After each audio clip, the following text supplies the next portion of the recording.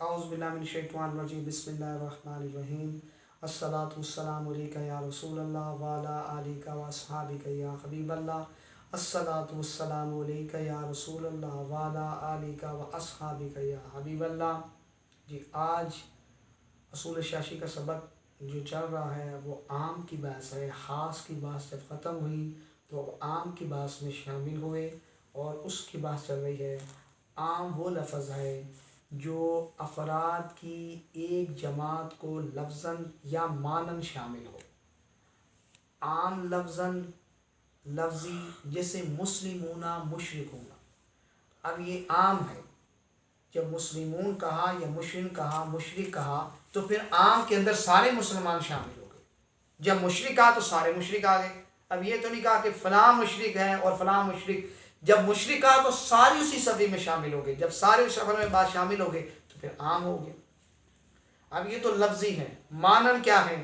من اور ما کے ساتھ اس کو خاص کرنا۔ تو پھر عام کی پھر دو قسمیں ہیں، عام مخصوص بعد ہو اور عام غیر مخصوص بعد ہو۔ عام مخصوص بعد ہو اور عام غیر مخصوص بعد ہو۔ عام مخصوص بعد ہو یہ ہے کہ عام کے حکم سے ایک یا کچھ افراد کو خاص کیا جائے۔ عام کے حکم سے ایک یا کچھ افراد کو خارج کر دیا جائے۔ عام کے حکم سے ایک یا کچھ افراد کو خارج کیا جائے، اسے عام مخصوص بعدہ کہا جاتا ہے۔ جیسے اس کی مثال دیکھیں، اقتلوا مشرکین ولا تقتلوا اہل ذمۃ، اصل میں تھا تقتلون، نون عربی گر گیا، وہی والا سبق لائے نافیہ نہیں لائے ناہیہ ہے، اور لائے ناہیہ جو ہوتا ہے وہ نون عربی کو بھی گرا دیتا ہے۔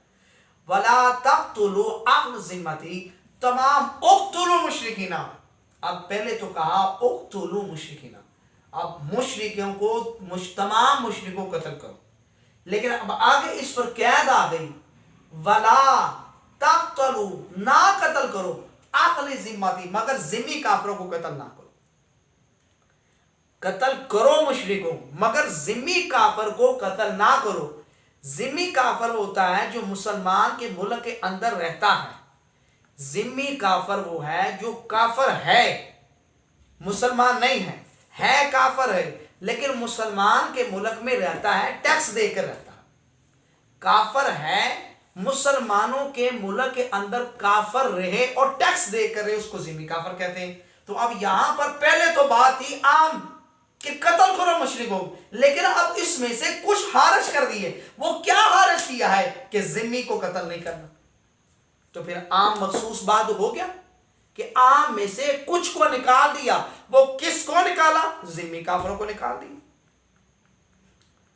وَلَا تَقْتَلُوا أَهْلَ ذِمَّةٍ، نہ قتل کرو مگر ذمی کو۔ اب اس کے اندر پہلے تو تھا کہ قتل کرو مشرکوں کو، لیکن اب اس کے اندر کیا لگا دی کہ نہیں قتل کرنا مگر ذمی کو۔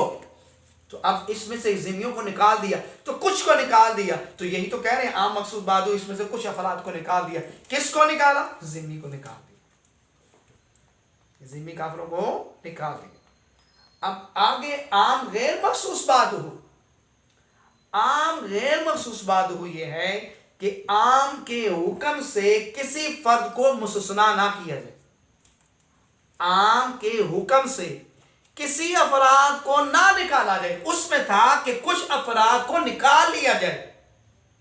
اگر کچھ افراد کو نکال لیا جائے تو پھر عام مخصوص بات ہے، اگر کچھ بھی نہ نکالا جائے تو پھر عام غیر مخصوص بات ہے۔ جیسے فَقْرَؤُوا مَا تَيَسَّرَ مِنَ الْقُرْآنِ، فرمایا کہ تمہیں جہاں سے آسانی سے قرآن پڑھو، جتنا تمہیں آسانی سے قرآن پڑھ سکتے ہو تم قرآن پڑھو۔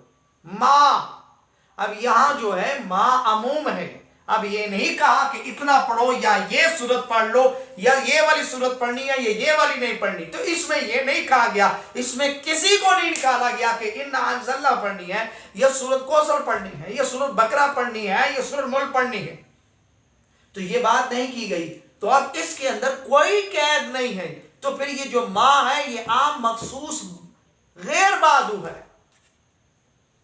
ریاضہ قرآن پاک کے کسی مقام سے بھی تلاوت کی جا سکتی ہے، اور یہاں پر قرات سے کسی فرد کو ہاس نہیں کیا گیا، کسی فرد کو ہاس نہیں کیا گیا، یعنی یہ نہیں کیا لگائی گئی کہ یہ والی صورت پڑھنی ہے تو یہ والی نہیں پڑھنی، جہاں سے تمہیں آسانی لگے، کیونکہ لفظ ما جو ہے ما عام ہے۔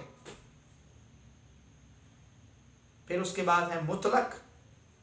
مطلق وہ اسم جنس یا صفت ہے جس میں مخصوص ذات کا اعتبار ہو، کسی زائدہ وصف کی قید ملوث نہ ہو، جیسے فاغسلوا وجوہکم، اب اس کے اندر ہے اپنے چہروں کو دو، یہ تو کہا کہ وجوہ چہروں کو دو، کم، اب وجوہ چہرے کو کہتے ہیں، مجہول کی جمع، تم اپنے چہروں کو دو۔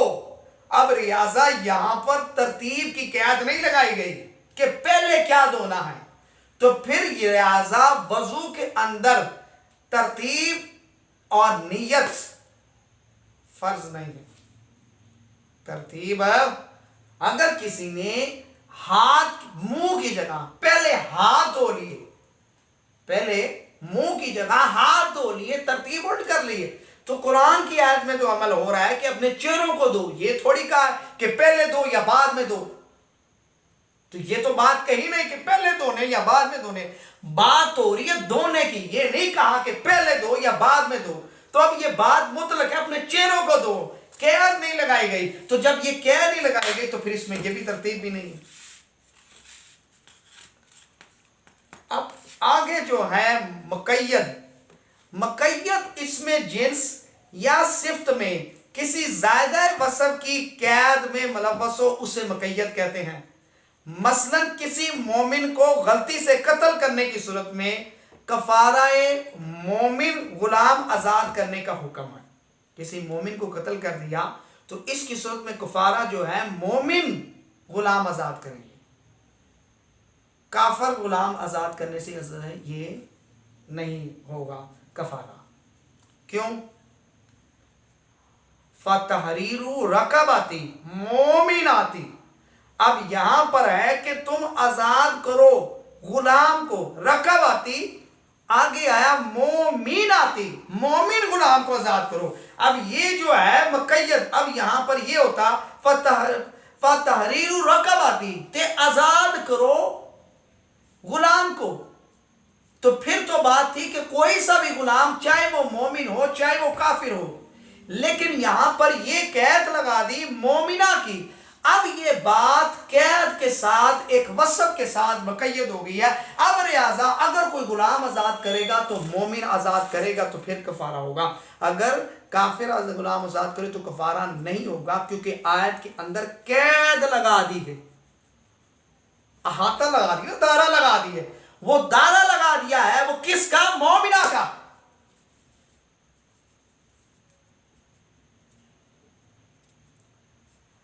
آگے ہے مشترک۔